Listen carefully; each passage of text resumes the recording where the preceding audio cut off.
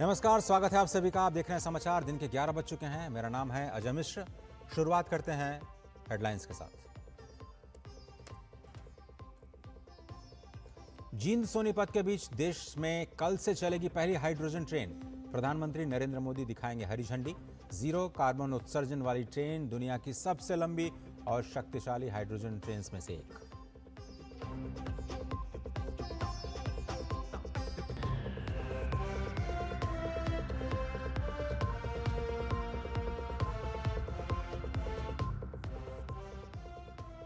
Terror funding और अवैध घुसपैठ से जुड़े मामले में ईडी की ताबड़तोड़ कार्रवाई। लखनऊ समेत कई इलाकों में सबूत जुटा रही एजेंसी।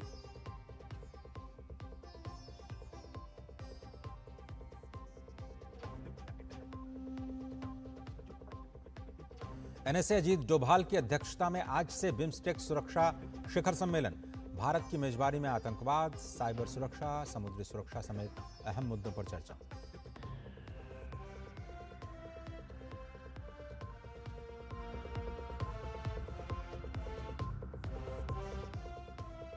पुरी में आज नंदी घोष रथ पर सवार होकर गुंडीचा मंदिर के लिए निकलेंगे भगवान जगन्नाथ। साथ में भगवान बलभद्र और देवी सुभद्रा के रथ भी तैयार। दुनिया भर से जुटे श्रद्धालु।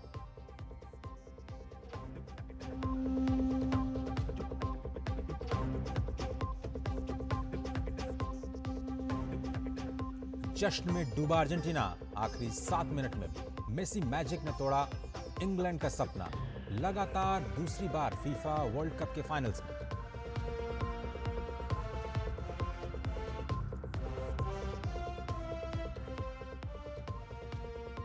और भारत इंग्लैंड के बीच दूसरा वनडे आज। कार्डिफ में 15 साल से नहीं हारी है टीम इंडिया। 3 मैचों की वनडे सीरीज में भारत की 1-0 की बढ़त।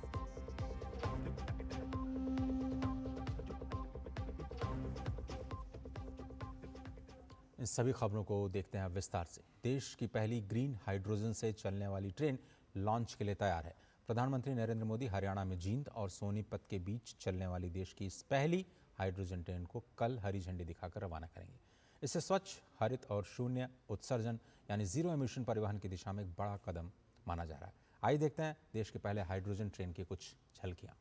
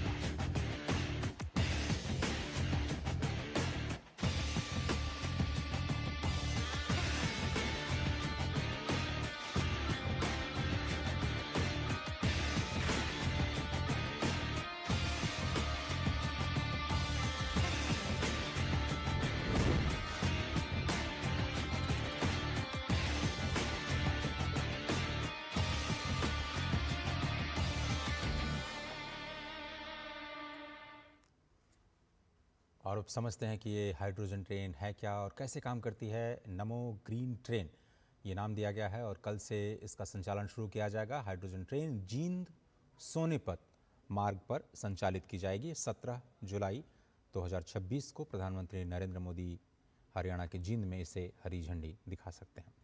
ये जो रूट है करीब 90 किलोमीटर का रूट है, जींद और सोनीपत हरियाणा में। ये भारत की पहली हाइड्रोजन ट्रेन है।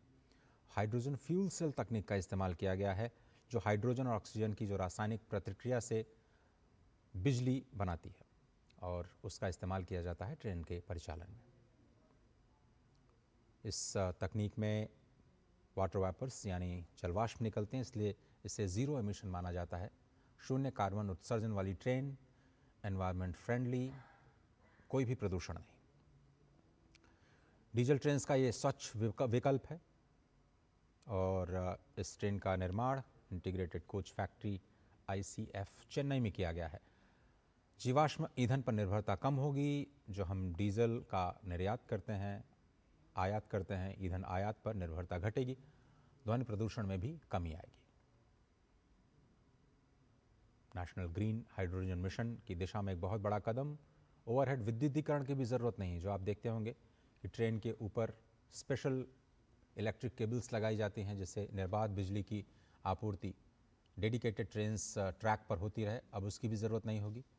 हाइड्रोजन फ्यूल सेल्स के ये 10 कोच वाली यात्री ट्रेन दुनिया की सबसे लंबी ट्रेन में से एक, 3200 HP प्रणोदन यानी प्रोपल्जन की प्रणाली और शक्तिशाली हाइड्रोजन ट्रेन में शामिल, दुनिया भर के सबसे लंबे और सबसे शक्तिशाली हाइड्रोजन ट्रेन में शामिल। 17 जुलाई को हरी झंडी संभव इसका। हाइड्रोजन फ्यूल सेल तकनीक और केवल जलवाष्प निकलता है। आगे बढ़ते हैं। पुरी में आज भगवान जगन्नाथ स्वयं अपने भक्तों को दर्शन देने के लिए बाहर निकलने वाले हैं।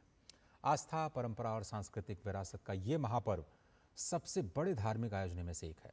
हर साल आषाढ़ शुक्ल द्वितीया पर उड़ीसा के पुरी में भगवान जगन्नाथ, भगवान बलभद्र और देवी सुभद्रा को भव्य रथों पर विराजमान कर श्री मंदिर से गुंडिचा मंदिर तक ले जाया जाता है।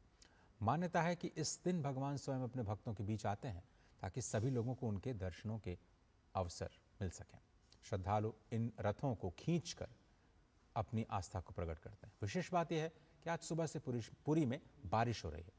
पुरी में रथ यात्रा के दिन बारिश को भगवान जगन्नाथ का आशीर्वाद और बहुत शुभ संकेत माना जाता है। ऐसा कहा जाता है कि इस दिन आसमान से गिरने वाली बारिश की बूंदें साधारण जल नहीं बल्कि देवताओं की ओर से की गई फूलों की वर्षा।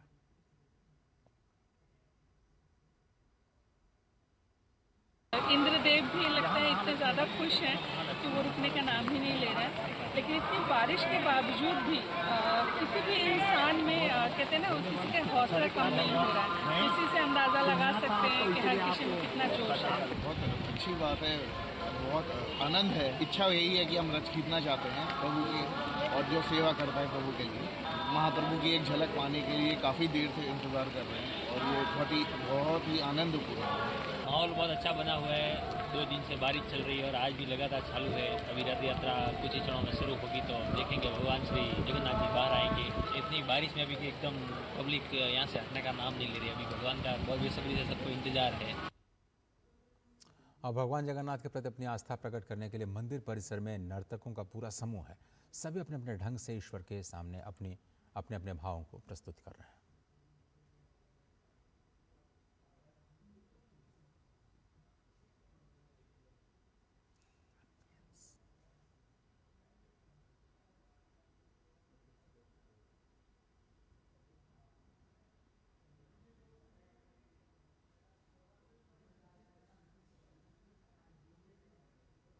मैं आया हूँ वृंदावन से। पहले मैं उड़ीसा की बच्चे हूँ और ये जो स्वरूप है ये साक्षात ठाकुर जी की स्वरूप है।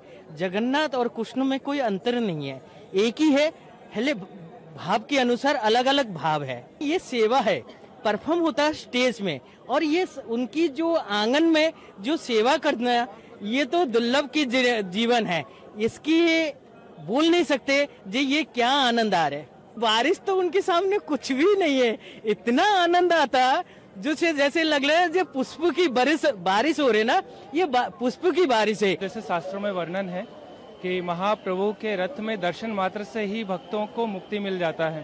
तो आज सभी भक्त आप देख सकते हैं पिछले 3-4 दिन से काफी बारिश हो रहा है, उसके बावजूद भी इतना भीड़ है। लोगों का जो उत्साह है वो कम नहीं हो रहा है। जस्ट भगवान का एक दर्शन के लिए यहाँ पे सभी लोग एकत्रित हुए हैं। हम सभी भी वृंदावन से लगभग 160 भक्त आए हैं महाप्रभु का सिर्फ दर्शन करने के लिए।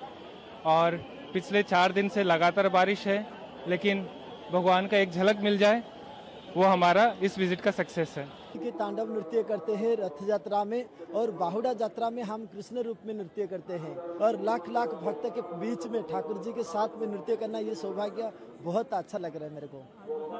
धार्मिक आस्थाएं बहुत बड़ी है, इससे भीड़ भी बहुत ज्यादा है, लेकिन सरकार की व्यवस्था भी अच्छी है और भगवान ने मौसम भी बहुत सुहाना बना दिया है। यहाँ अद्भुत अद्भुत दृश्य। प्रभु से प्रार्थना है कि ऐसे ही रहे, सब लोगों को महाप्रभु के आराम से दर्शन हो जाएं। और भगवान जगन्नाथ नंदी घोष, भगवान बलभद्र तालध्वज और देवी सुभद्रा दर्प दलन रथों का यह नाम है। उन पर विराजमान होंगे, सवार होंगे। इन तीनों रथों का निर्माण विशेष प्रकार की लकड़ी से पूरे विधि विधान के साथ किया जाता है, इसलिए उन्हें कहा जाता है दारू ब्रह्म। दारू यानी लकड़ी और उनसे बने ब्रह्म। धार्मिक मान्यता के अनुसार गुंडीचा मंदिर के कुछ दिनों के प्रवास के बाद भगवान वापस आएंगे, इसे बहुड़ा यात्रा बोलते हैं। उसके बाद उनका सुनावेश और नीलाद्रि बीजे जैसी महत्वपूर्ण रस्में संपन्न की जाती हैं। तो आज से लेकर के अगले 10 दिन जगन्नाथपुरी में उत्सव का माहौल, और भगवान जगन्नाथ, बलभद्र और माँ सुभद्रा तीनों एक साथ अपने अपने रथों पर विराजमान होकर भक्तों को दर्शन देने के लिए स्वयं श्री मंदिर से बाहर आते हैं। और पूरे विश्व में, ब्रह्मांड में अकेला एक अवसर होता है जब भगवान अपने भक्तों से मिलने के लिए बाहर आते हैं। और आज निकलने वाली भगवान, आपको सीधे लिए चलते हैं आपको बिम्स्टेक जो सुरक्षा challenging global landscape. We are witnessing conflicts and geopolitical uncertainties. We are also facing multi-domain security threats amplified by rapid technological advancements. Disruptions in global supply chains have also resulted in economic hardship for all our countries.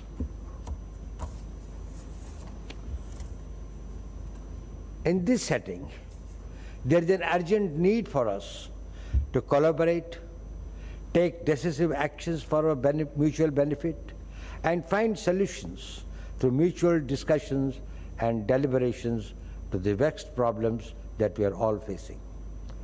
Excellencies, BIMSTEC brings together two of the most significant and vibrant regions of the Indian Ocean together.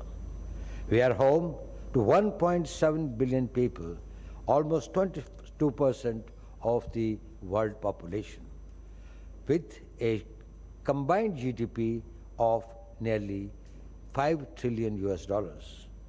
We are united by the Bay of Bengal, not just geographically, but also through deep civilizational and cultural legacies that have evolved over a millennium of shared history. Building on these unique bonds, BIMSTEC has been anchored in robust cooperation across a range of sectors on the foundations of a great past. We strive to achieve a great future, sharing prosperity and resilience for all our people. We have advanced and strengthened cooperation in fighting terrorism, combating transnational organized crime, cyber threats, meeting maritime challenges, and we are poised to combat new and emerging threats together. BIMSTEC's long-standing goals of regional security, connectivity, capacity building, and economic security should continue to drive our collective efforts. Dear colleagues, for India, BIMSTEC represents our vision of neighborhood first, our commitment to Act East policy, and the Mahasagar vision, which stands for mutual and holistic advancement for security and growth across regions. As BIMSTEC celebrates its 30th anniversary next year, let us commit to further expand our collaborative potential and infuse new energy and resources to towards ensuring regional security. We aim to build institutional capacity and cooperation across our priority sectors.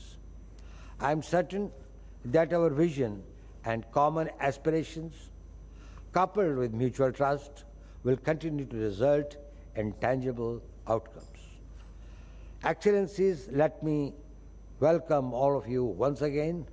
I look forward to your thoughts and ideas, and I thank you that your participation and the effort that you have taken and the time that you have spared to come here, and I'm very sanguine and positive that your contribution will have a similar effect. Thank you very much.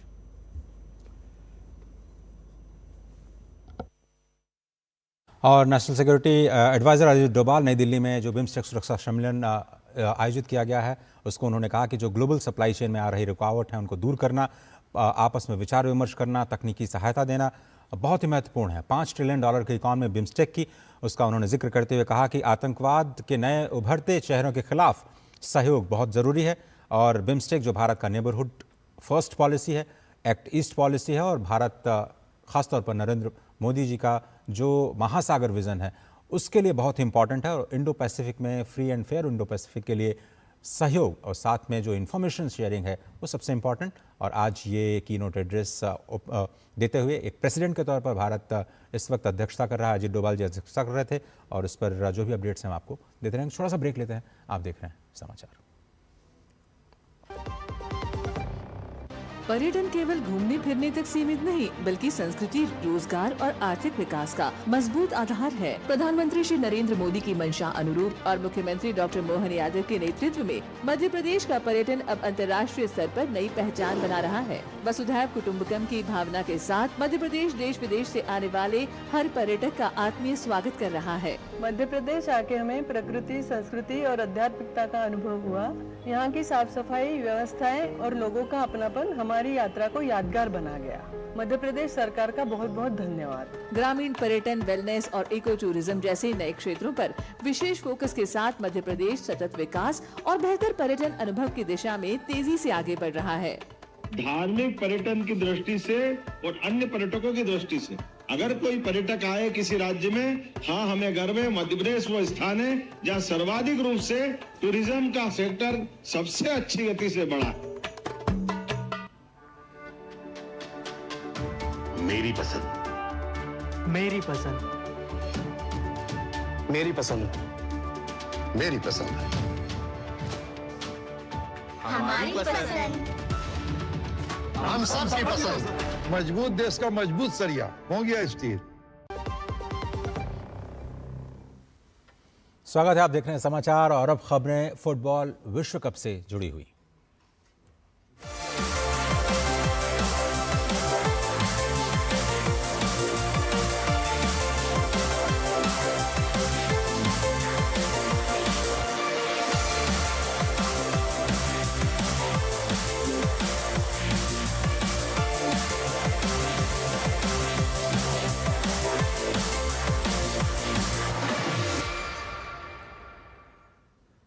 चौबीस साल बाद कल FIFA world cup में Argentina और England के बीच जो भिड़ंत हुई वो फिर से एक बार यादगार बन गई।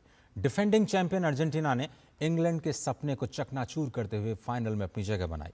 इंग्लैंड के खिलाफ सेमीफाइनल में लंबे समय तक पिछड़ने के बावजूद लियोनेल मेसी की टीम ने आखिरी मिनटों में शानदार वापसी करते हुए जीत दर्ज की और अब खिताबी मुकाबले में उनका सामना होगा स्पेन के साथ। अटलांटा से अभिषेक महाजन की ये रिपोर्ट।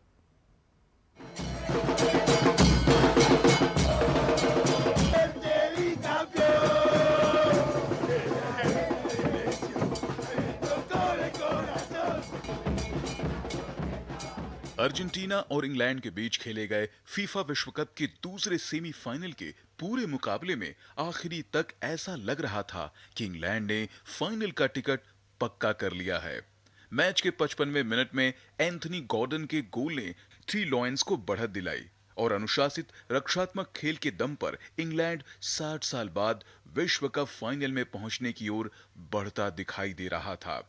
लेकिन चैंपियन टीम आखिरी सीटी बजने तक हार नहीं मानती। विश्व फुटबॉल के सबसे बड़े मंच पर अर्जेंटीना ने एक और यादगार वापसी की। 85वें मिनट में एंजो फर्नांडिस ने बराबरी का गोल दागा, जबकि इंजरी टाइम में मैदान पर उतरे लाउतारो मार्टिनेज ने विजयी गोल कर इंग्लैंड का सपना चकनाचूर कर दिया। अर्जेंटीना! अर्जेंटीना!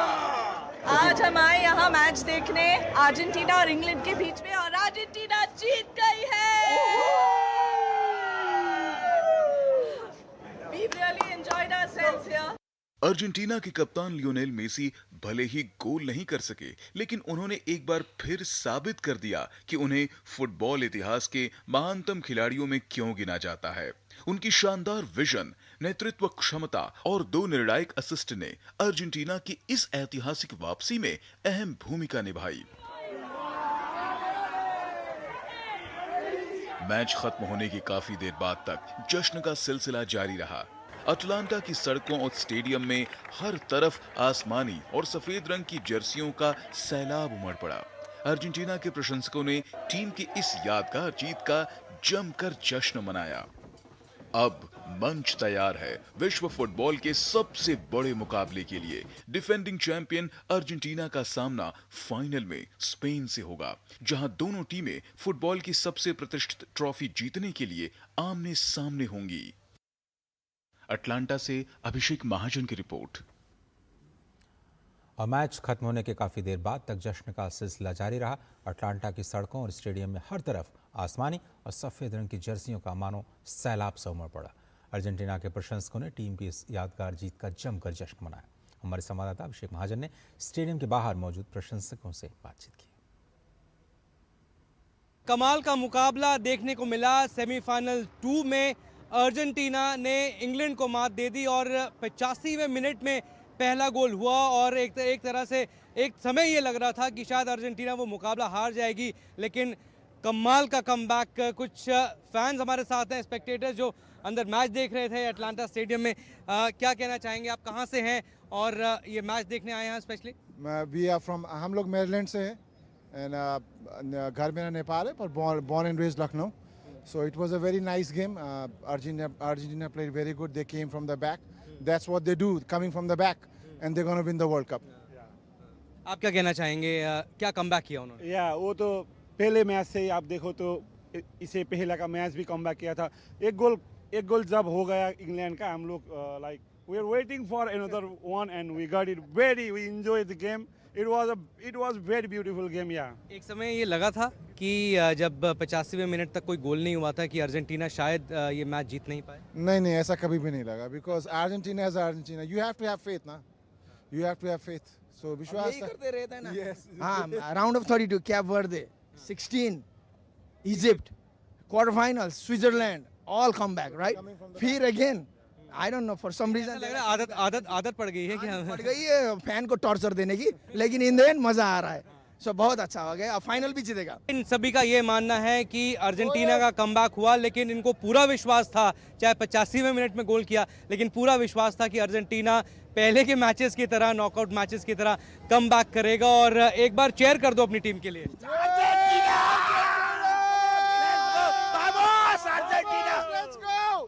चलिए, बहुत शुक्रिया हमसे बातचीत करने के लिए। कैमरामैन शुभम शर्मा के साथ अभिषेक महाजन, डीडी न्यूज़, अटलांटा।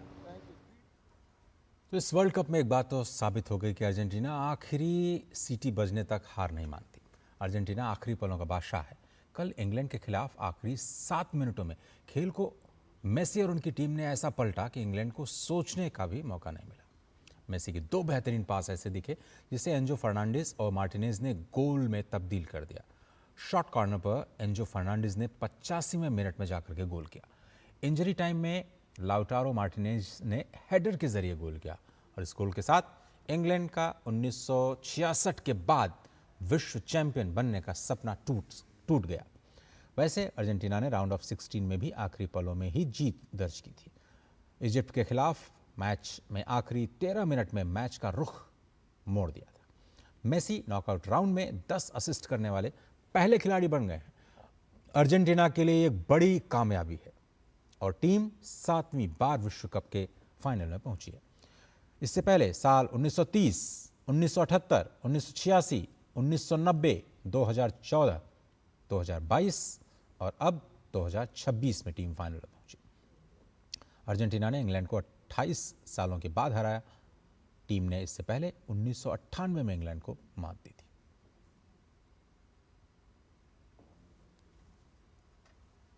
और फीफा वर्ल्ड कप में बतौर कप्तान मेसी के रिकॉर्ड को देखें तो 2014 में इस खिलाड़ी ने 7 मैचों में 5 में टीम को जीत दिलाई थी। 1 में हार और 1 मुकाबला ड्रॉ रहा।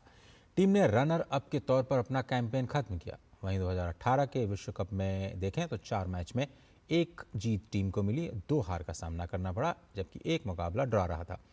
टीम राउंड ऑफ 16 से बाहर हो गई, जबकि 2022 में 7 मैचों में 4 में जीत मिली, 2 मुकाबले ड्रॉ रहे और 1 में हार का सामना करना पड़ा। लेकिन टीम विजेता के तौर पर सामने आई। 2026 में मौजूदा विश्व कप में अब तक टीम ने 7 मैच खेले हैं, 7 में जीत दर्ज की है। टीम फाइनल में है और सामना होगा स्पेन के साथ। इंग्लैंड और अर्जेंटीना के बीच खेले गए मुकाबले में अर्जेंटीना का दबदबा साफ नजर आया। गेंद पर नियंत्रण से लेकर के आक्रमण तक अर्जेंटीना की टीम ही आगे रही। अर्जेंटीना ने मैच में 64.2% पोजीशन अपने नाम रखा और इंग्लैंड के पास केवल 35.8% गेंद का कब्जा रहा। अटैकिंग खेल की बात करें तो अर्जेंटीना ने इंग्लैंड के डिफेंस पर लगातार दबाव बनाए रखा। अर्जेंटीना ने कुल 15 शॉट्स लगाए, इंग्लैंड की टीम केवल 5 शॉट्स ही ले पाई। अटैक लेवल में भी अर्जेंटीना ने बड़ी बढ़त बनाई और 28 अटैक दर्ज किए। इंग्लैंड सिर्फ 7 अटैक कर पाया।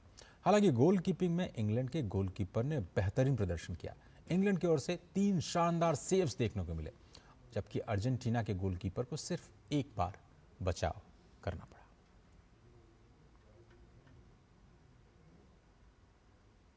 और इंग्लैंड की हार कौन है जिम्मेदार, इस पर अब सवाल उठने शुरू हो गए हैं। थॉमस टुचेल की गलत रणनीति, ऐसा कहा जा रहा है, इसके पीछे एक फैक्टर हो सकता है। गोल स्कोरर एंथनी गॉर्डन की तरफ इंजरी कांसा को लाना, ये भी शायद एक फैक्टर हो सकता है। देरी से आए जो बदलाव हुए उसकी वजह से टीम का भरोसा थोड़ा सा डिगा और एक कंसिस्टेंसी जो टीम को मिलती है वो मिल नहीं पाई। अर्जेंटीना को वापसी का मौका मिल गया और एक बार जब अर्जेंटीना वापस आती है तो फिर जो लय में उनकी टीम काम करती है, तो टीम वर्क है वो भारी पड़ती है। बढ़त लेने के बावजूद भी बदलाव किया, क्या इसकी ज़रूरत थी, सवाल उठ रहा है। थॉमस टुचेल, क्या उनकी रणनीति गलत रही? इंग्लैंड की हार।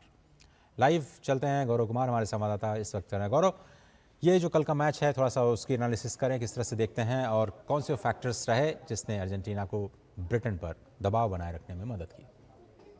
अजय, अगर कल के मुकाबले को देखें तो एक तरह से कह सकते हैं कि शुरुआत जो थी वो इंग्लैंड की टीम की ओर से बहुत बेहतरीन तरीके से हुई थी।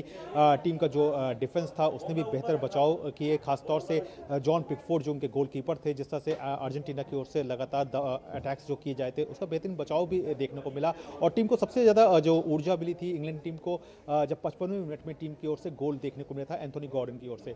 लेकिन उसके बाद जिस तरह से हमने देखा कि बाद में जब आखिरी समय पर आए तो वहाँ पर कोच जो थॉमस टुचेल थे उनकी जो रणनीति थी उस पर कहीं ना कहीं अब बहुत बड़े सवाल उठेंगे, क्योंकि आप जब एक लीड कर रहे हैं, आप उस उस गोल स्कोरर को हटा रहे हैं जिसने गोल किया और वहाँ पे आप एक सब्स्टिट्यूट को लेकर के आप वहाँ पे चेंज देखने को मिलता है। इसके लिए केवल वही चेंज नहीं बल्कि 2 और बदलाव जो है वो आप जल्दी जल्दी करते हैं। तो ये जो बदलाव थे इसने कहीं ना कहीं टीम की जो आत्मविश्वास है या फिर टीम का जो कॉन्फिडेंस लेवल होता है उसको कहीं ना कहीं सबसे ज़्यादा इससे ठेस भी पहुंची। और इसका नतीजा, इसकी ज़रूरत इसलिए पड़ी थी क्योंकि उनकी ये रणनीति थी कि जो टीम जो है जिस तरह से डिफेंसिव हो रही है, जिस तरह से टीम का जो इंग्लैंड टीम की जो कोशिश है वो केवल ये चाह रही थी कि उनका जो गोल पोस्ट है वो सेव रहे, अर्जेंटीना के जो अटैक्स हैं वो बेकार होते रहे, लेकिन टीम की ओर से जो अटैक्स होने चाहिए वो नहीं हो रहे थे। तो इसको बदलने के लिए ये चेंजेस जो थे वो थॉमस टुचेल की ओर से किए गए,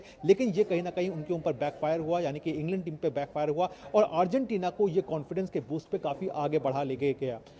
लेकिन फिर वही बात होती है कि जो गेम है वो किसने कंट्रोल किया। सबसे ज़्यादा कंट्रोल इस समय जो गेम हुआ वो अर्जेंटीना की ओर से मेसी ने किया, क्योंकि जो दोनों गोल आए अर्जेंटीना की ओर से उसमें असिस्ट की जो भूमिका थी वो लियोनेल मेसी ने निभाई। तो हमने देखा कि किस तरह से ग्रुप स्टेजेस में उन पे काफ़ी जी। तो मेरा अगला सवाल है कि अब स्पेन के साथ मुकाबला है, दोनों जो टीम्स हैं उनको थोड़ा स्ट्रेंथ के बारे में बताइए और किस तरह का मुकाबला देखने को मिल सकता है? देखिए, अगर सबसे पहले बात करें स्पेन की बात करें तो स्पेन की जो है वो गेंद पर जो कंट्रोल है वो बहुत ज़्यादा दमदार है। वो बहुत कंट्रोल तरीके से अपने गेम को संगठित रूप से खेलते हैं। छोटे छोटे पास के बल पे वो आगे बढ़ते हैं और वहाँ पे कोई एक नाम जो है वो हावी नहीं है, बल्कि पूरी टीम में कई ऐसे नाम हैं, जैसे कि हमने देखा है कि मिकेल मेरिनो है, मिकेल ओयाज़ाबल है, लामिन यमाल तो है ही है, साथ ही साथ फेरन टोरेस है। तो ये वो नाम है जो लगातार जो है वो अपने आप को सामने रख रहे हैं। तो और टीम पर सबसे बड़ी बात क्या है कि टीम जो है वो अंडरडॉग के तौर पे यहाँ पर सामने इस पूरे वर्ल्ड कप में रही है। टीम से बहुत ज़्यादा जो है वो उम्मीदें किसी को भी नहीं थी, यहाँ तक पहुँचेगी इस बात की तो बिल्कुल भी संभावना जो है वो फुटबॉल पंडितों ने लगाई भी नहीं थी। लेकिन इसका एक बड़ा फ़ायदा जो होता है वो हर एक टीम को मिलता है। तो ये एक टीम की सबसे बड़ी एक ताकत भी बन करके स्पेन की टीम की ताकत। तो कोई कुछ ऐसी खास इन्फॉर्मेशंस फाइनल्स के बारे में, कौन कौन सी बड़ी हस्तियां शामिल हो रही हैं इस बड़े मैच को देखने के लिए, और गोल्डन बूट जिसका सभी को इंतज़ार है वो खिताब कहां पर जाता हुआ दिख रहा है? देखिए, जहाँ तक आपने बड़ी हस्तियों की बात की तो जाहिर तौर पर ये मैच वाले दिन जो, क्योंकि ये मैच जो है वो न्यूयॉर्क के न्यू जर्सी में होगा, तो जाहिर तौर पर यहाँ पे फुटबॉल से जुड़ी हुई तमाम जो बड़ी हस्तियाँ हैं वो भी मौजूद रहेंगी। इसके अलावा फीफा ने जो है वो क्लोजिंग सेरेमनी जो है वो बहुत विशाल स्तर पर करने की एक बात को सामने रखा है। तो उस दरमियान जो है वो कई बड़ी हस्तियाँ, चाहे वो राजनीतिक स्तर पर हों, चाहे वो फिल्मी जगत से हों या फिर खेल जगत से हों, कई हस्तियाँ जो है वो वहाँ पर मौजूद होती हुई नजर आएंगी। जहां तक आपने गोल्डन बूट का सवाल किया तो ये रेस जो है वो किलियन एम्बापे और लियोनेल मेसी के बीच में अब काफी कांटे की जंग जो है वो देखने को मिल रही है, क्योंकि दोनों के 8-8 गोल हैं। लेकिन मेसी जो है वो आगे हैं क्योंकि उन्होंने 4 असिस्ट किया है। वहीं एम्बापे की बात करें तो उनके नाम पे 3 असिस्ट हैं, यानी 8 गोल हैं, 3 असिस्ट हैं। लेकिन दोनों के पास मौका है। जहां मेसी के पास मौका रहेगा कि फाइनल में जाकर के वो स्पेन के खिलाफ कमाल दिखाएं और अपनी गोल की संख्या को बढ़ाएं, वहीं पर कहना चाहिए एम्बापे के पास भी एक शानदार मौका होगा जब तीसरे स्थान के लिए उनकी टीम जो है वो इंग्लैंड से भिड़ेगी। तो इन दोनों के बीच तो एक कांटे की टक्कर देखने को मिलेगी। इसके अलावा अगर बाद में चले तो यहाँ पे इंग्लिश कप्तान जो है वो हैरी केन है, जिनके नाम पे 6 गोल है। वहीं पे उनके साथी जो है जूड बेलिंगम, वो भी इंग्लैंड से आते हैं, उनके नाम पे भी 6 गोल हैं। तो यहाँ पे इंग्लैंड के इन दोनों खिलाड़ियों के लिए भी कम से कम एक मौका यहाँ पे बनता हुआ नजर आ रहा है, अगर इंग्लैंड की टीम जो है वो फ्रांस को चौंकाती है तीसरे स्थान के मुकाबले के लिए, और ये दोनों खिलाड़ी जो है अहम भूमिका निभाते हैं। तो यहाँ पर गोल्डन बूट की जो रेस है वो बहुत रोमांचक होती हुई नजर आएगी। मेरा अंतिम सवाल गौरव, भारतीयों की अगर हम बात करें, भारत में फीफा का इस बार का फीवर कैसा रहा, किस तरह के रिएक्शंस मिले, भारतीयों का झुकाव किस ओर आपको जाता हुआ दिखाई दे रहा है?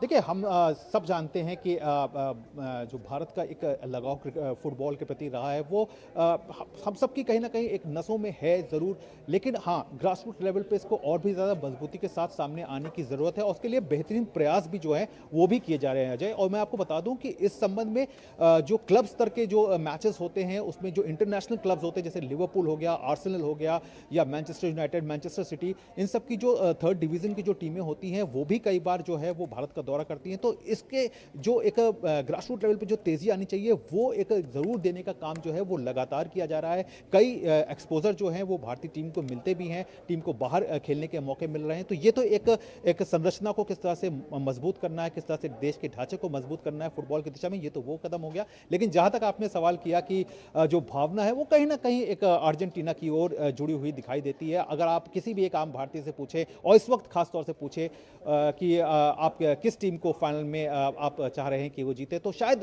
एक उसके मुंह से यही निकलेगा कि वो जो है वो अर्जेंटीना के लिए उसका प्रेम जो है वो सीधे सीधे जुड़ता हुआ दिखाई देगा। और इसकी एक बड़ी वजह भी है, कोई ये नहीं कि ये आज की कोई वजह है। अगर पीछे चले, अगर हम चले डिएगो मैराडोना के समय से, वहां से भी हम देखते आए हैं कि अर्जेंटीना के प्रति एक लगाव जो है, विशेष लगाव जो है वो हर भारतीय के दिल में रहता है। धन्यवाद गौरव, आप निगाह बनाए रखिए, अपडेट लेते रहेंगे। फिलहाल शुक्रिया आपका। और आगे बढ़ते हैं, भारत और इंग्लैंड के बीच जो 3 मैचों की वनडे सीरीज़ है उसका जो दूसरा मैच है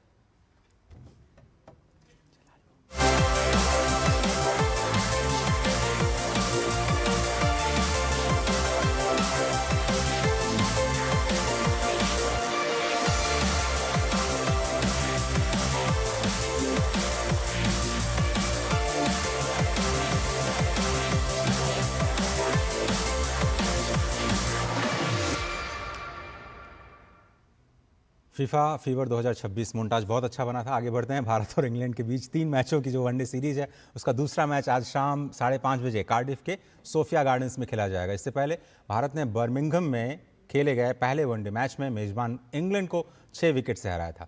भारत के पास इंग्लैंड के खिलाफ लगातार चौथी वनडे सीरीज जीतने का मौका है। टीम इंडिया ने 2021 में घर पर 2-1, 2022 में इंग्लैंड में 2-1 और 2025 में भारत में ही 3-0 से सीरीज को अपने नाम किया था। 3 मैचों की इस सीरीज में पहला वनडे 6 विकेट से जीतकर भारत की टीम 1-0 की बढ़त बना चुकी है। छोटा सा ब्रेक लेते हैं। आप देख रहे हैं समाचार।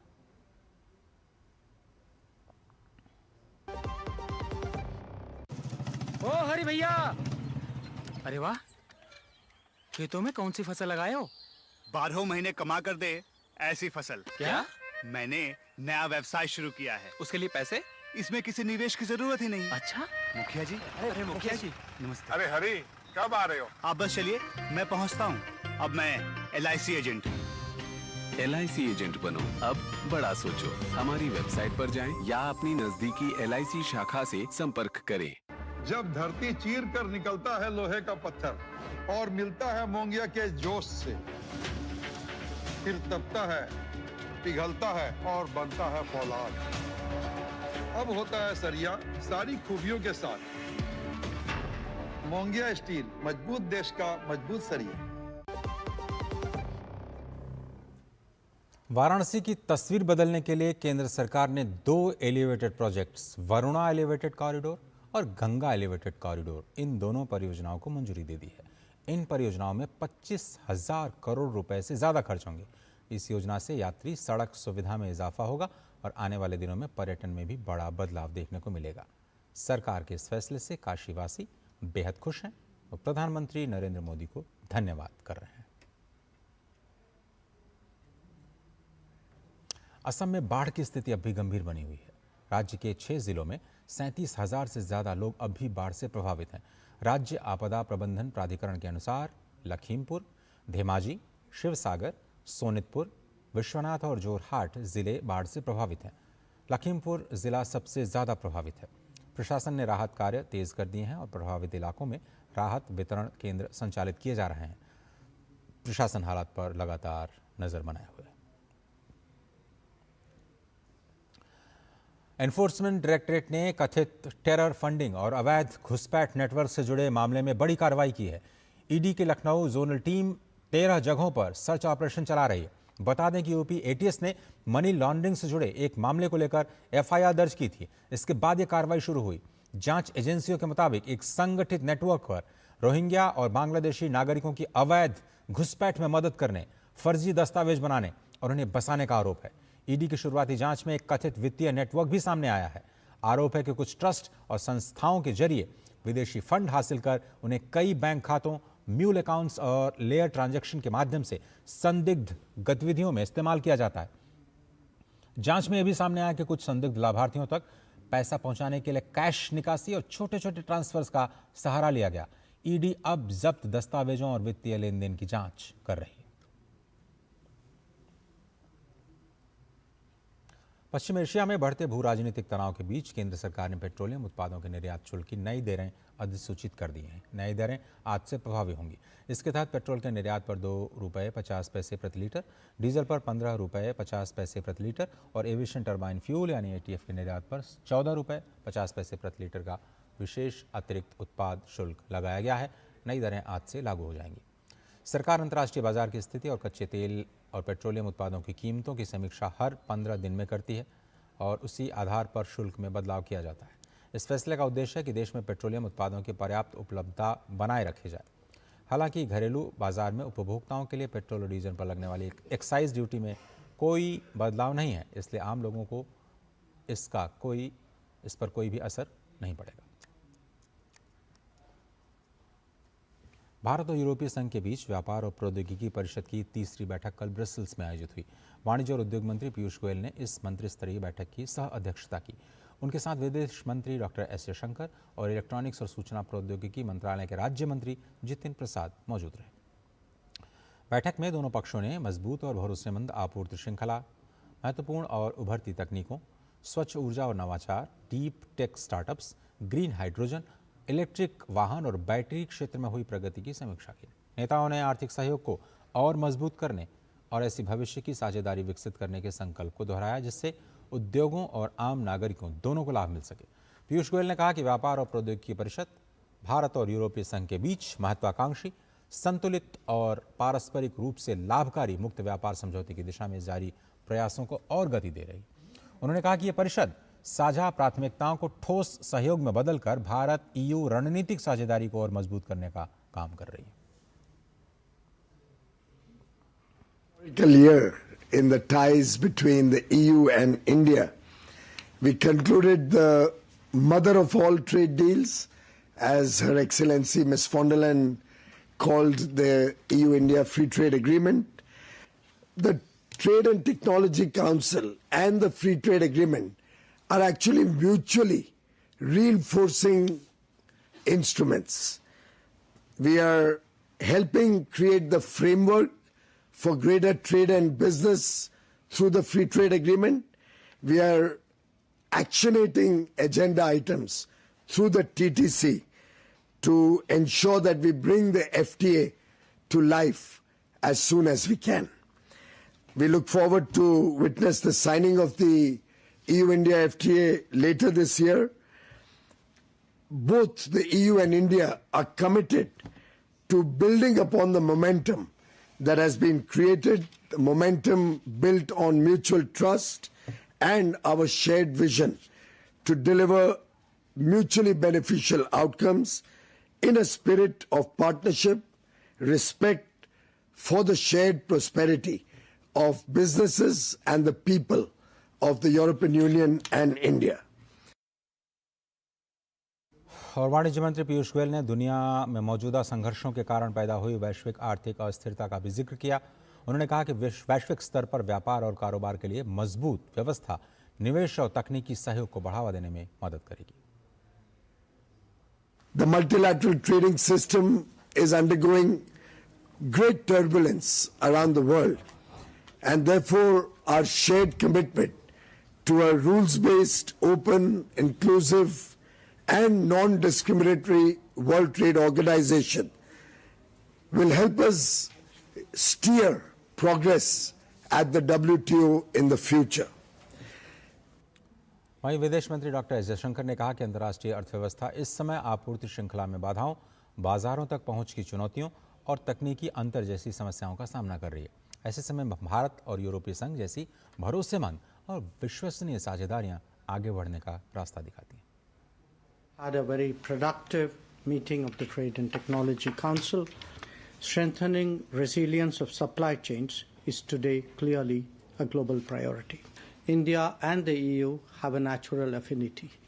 The rule of law and the sanctity of contracts are central to our thinking. When it comes to sensitive technologies, this is all the more important. The fact is that emerging technologies literally hold the potential to shape our lifestyle and future. India and the European Union have developed this trust with each other and now strive to take that into the business and technology domains. इससे पहले वाणिज्य मंत्री पीयूष गोयल ने अपने मंत्रिमंडलीय सहयोगियों के साथ भारत और यूरोप के उद्योग जगत के नेताओं से Bharat EU business round table में मुलाकात की। बैठक में व्यापार, निवेश, तकनीक और नवाचार के क्षेत्र में सहयोग बढ़ाने की साझा प्रतिबद्धता दिखाई दी। साथ ही उद्योगों के बीच नई साझेदारियों पर भी संभावनाओं की चर्चा की गई। भारत और यूरोपीय संघ के बीच मुक्त व्यापार समझौता संबंधों में एक नया अध्याय खुल रहा है। पीयूष गोयल ने कहा कि अब ध्यान इस समझौते की संभावनाओं को कारोबार के लिए वास्तविक अवसरों में बदलने, आपूर्ति श्रृंखलाओं को मजबूत करने और दोनों अर्थव्यवस्थाओं में टिकाऊ विकास को बढ़ावा देने पर है। ट्रेन से सफर करने वालों के लिए खुशखबरी है। IRCTC ने बीटा वर्जन आम लोगों के लिए लॉन्च कर दिया गया है। अब नया वेबसाइट लॉन्च होने के बाद अब टिकट बुकिंग ज़्यादा आसान हो पाएगी। टिकट बुकिंग की क्षमता में कई गुना बढ़ोतरी होगी और यात्रियों को बेहतर अनुभव मिलेंगे। नया पोर्टल प्रति मिनट 1.5 लाख से ज़्यादा टिकट बुकिंग करने में सक्षम है। रेलवे के पैसेंजर रिजर्वेशन सिस्टम को भी अपग्रेड किया गया है। नया सिस्टम प्रति मिनट 40 लाख से अधिक पूछताछ संभाल सकेगा। इस अपग्रेड से खासकर तत्काल टिकट बुकिंग के दौरान होने वाली देरी कम होगी और वेबसाइट पहले से अधिक तेजी के साथ काम करेगी। नई वेबसाइट में यात्रियों की सुविधा के लिए कई नए फीचर्स भी जोड़े गए हैं। टिकट बुक करते समय यात्री अपनी पसंदीदा सीट का विकल्प चुन पाएंगे। इसके अलावा फेयर कैलेंडर की भी सुविधा रहेगी। साथ ही दिव्यांगों, छात्रों और मरीजों के लिए विशेष बुकिंग सुविधाओं को एक ही प्लेटफॉर्म पर लाया गया है। इसमें अनावश्यक पॉपअप्स, फ्लैशिंग ग्राफिक्स और कोई अनावश्यक कैप्चा नहीं होगा। इससे टिकट बुकिंग, खासतौर पर तत्काल टिकट बुक करना और आसान और तेज हो जाएगा। केंद्रीय मंत्री गिरिराज सिंह ने भारत टैक्स में कहा है कि हमारे अपने उत्पादों की गुणवत्ता को और विस्तार करके ब्रांड भारत को पुनर्स्थापित करना हमारा लक्ष्य होना चाहिए। साथ ही देश के आर्टिजन और बुनकरों को भी प्रोत्साहित करना होगा। कार्यक्रम में वस्त्र मंत्रालय के वरिष्ठ अधिकारी सहित भारत के टेक्सटाइल सेक्टर की कई नामी कंपनियों के प्रतिनिधि और वस्त्र उद्योग से जुड़े दिग्गज शामिल हुए। जो हमारे वीवर हैं, जो हमारे हैंडीक्राफ्ट के आर्टिजन हैं, आज उनके लिए नॉलेज सेशन था कि कैसे गांव टू ग्लोबल मार्केट हो, ई कॉमर्स के माध्यम से कैसे हो, और भारत ब्रांड, भारत दुनिया में टेक्सटाइल के सेक्टर में ब्रांडेड रहा है।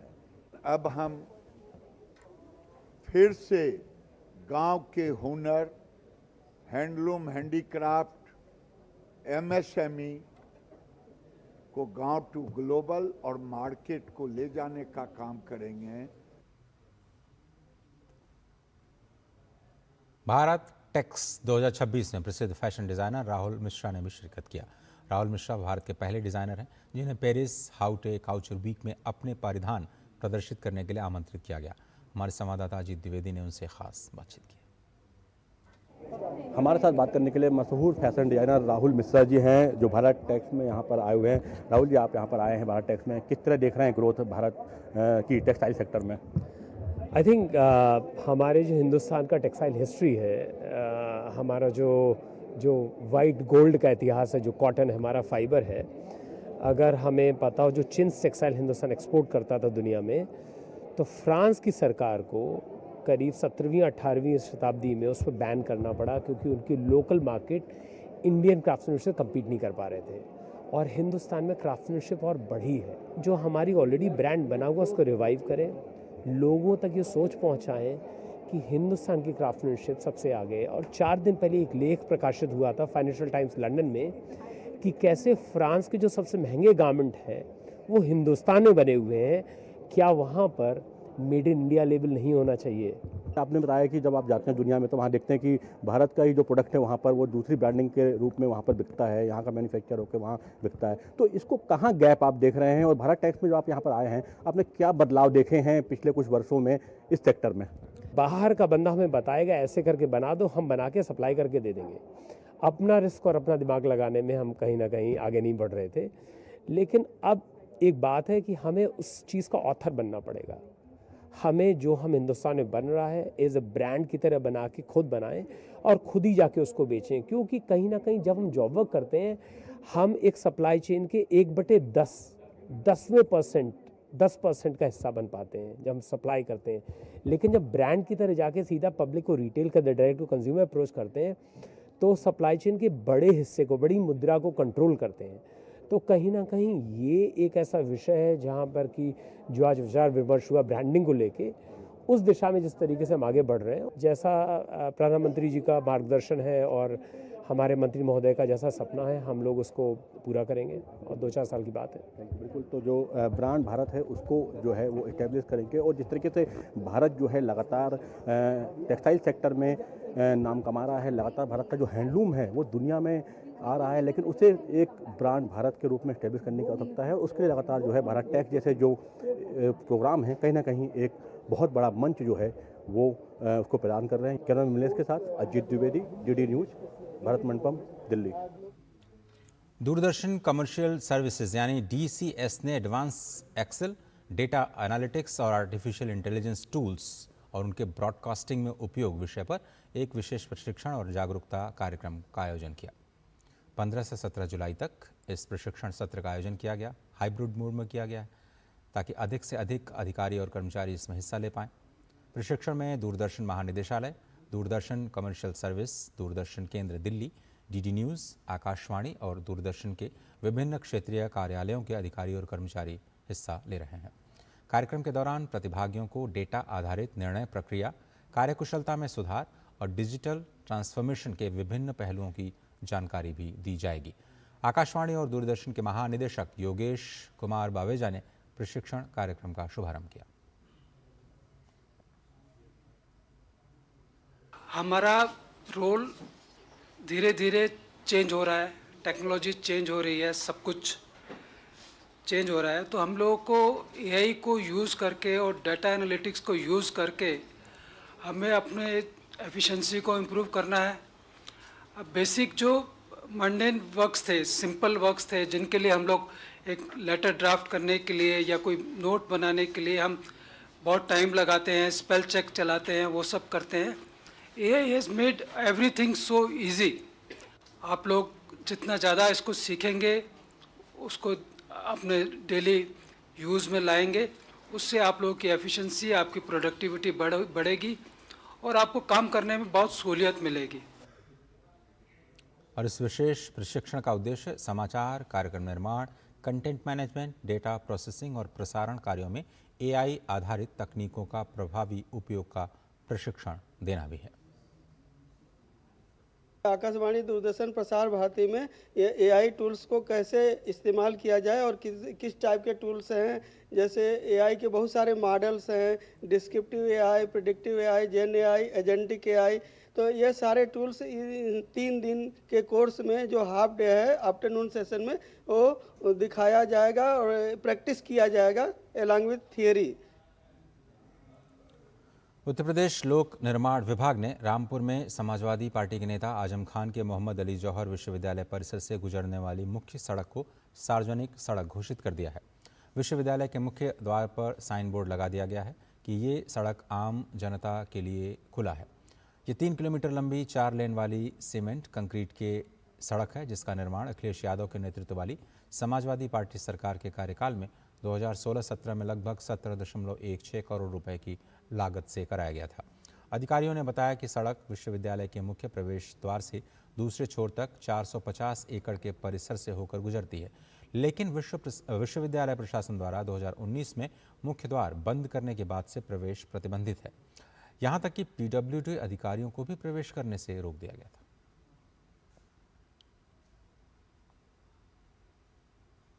इसके साथ ही समाजवादी पार्टी के नेता आजम खान की जौहर यूनिवर्सिटी पर बुलडोजर चलाने की तैयारी हो रही है। रामपुर विकास प्राधिकरण ने यूनिवर्सिटी परिसर की 38 इमारतों को गिराने का आदेश जारी किया है। प्राधिकरण का कहना है कि इन इमारतों का निर्माण बिना मंजूर नक्शे के किया गया। जांच में 38 भवनों के लिए जरूरी अनुमति नहीं ली गई। जौहर यूनिवर्सिटी की स्थापना साल 2006 में यूपी विधानसभा के कानून के तहत हुई थी।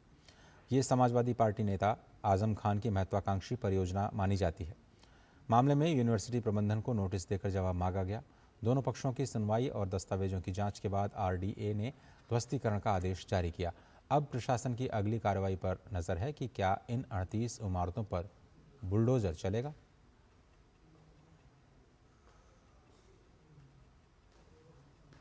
कुछ दिन पहले संज्ञान में आया था कि जौहर विश्वविद्यालय के अंदर जो निर्माण है वो नियमानुसार नहीं हुआ है।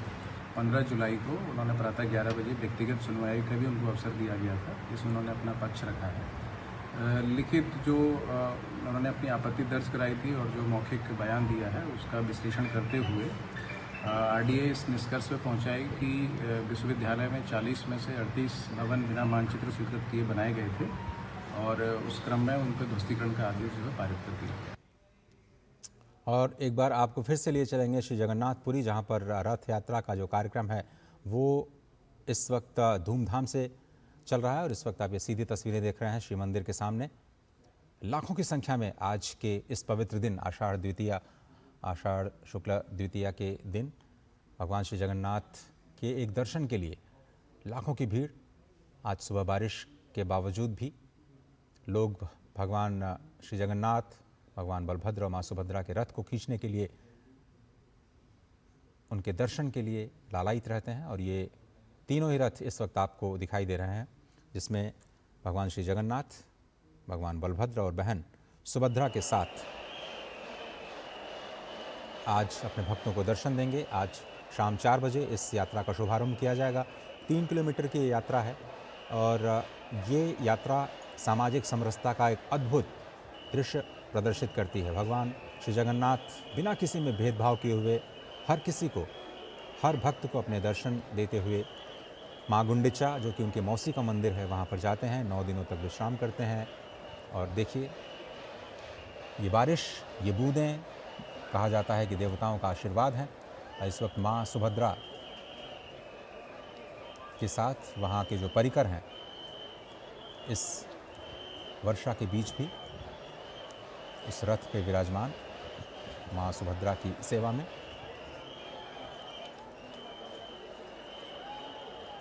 और ये लगातार हम आपको अपडेट देते रहेंगे। फिलहाल इस समाचार बुलेटिन में सिर्फ इतना ही। पूरी टीम को दीजिए इजाज़त। जय जगन्नाथ।